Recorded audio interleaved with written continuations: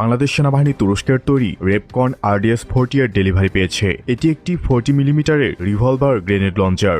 SINT school of infantry and ট্যাকটিক্সে ইতিমধ্যেই এই গ্রেনেড লঞ্চারের টেস্ট ফায়ার সম্পন্ন হয়েছে। এবার চলবে ডিভিশন পর্যায়ের টেস্ট ফায়ার। বাংলাদেশ সেনাবাহিনী এই অস্ত্রের মূল্যায়নের মাধ্যমে আধুনিক পদাতিক ফায়ার সাপোর্ট সিস্টেমকে আরও উন্নত করতে যাচ্ছে। এই গ্রেনেডগুলি নির্দিষ্ট দূরত্বে মাঝ আকাশে বিস্ফোরণের জন্য ইলেকট্রনিকভাবে প্রোগ্রাম করা যায়। এর ফলে সৈন্যরা সরাসরি দৃষ্টিসীমা ছাড়াই আড়াল, বাংকার বা ঘন শহর এলাকার ভেতরের শত্রুদের নিষ্ক্রিয় করতে সক্ষম। এর লঞ্চারে ব্যবহৃত এয়ারব্রাস্ট 40 মিলিমিটার গ্রেনেডগুলো ড্রোন বা ড্রোন ঝাঁকের মতো উদীয়মান যুদ্ধক্ষেত্রের হুমকি মোকাবেলায় অত্যন্ত কার্যকর ভূমিকা পালন করতে পারে। এটি রুশ ইউক্রেন যুদ্ধে ইউক্রেনের সেনাবাহিনী ব্যবহার করছে এবং তারা চমৎকার ফিডব্যাকও পেয়েছে।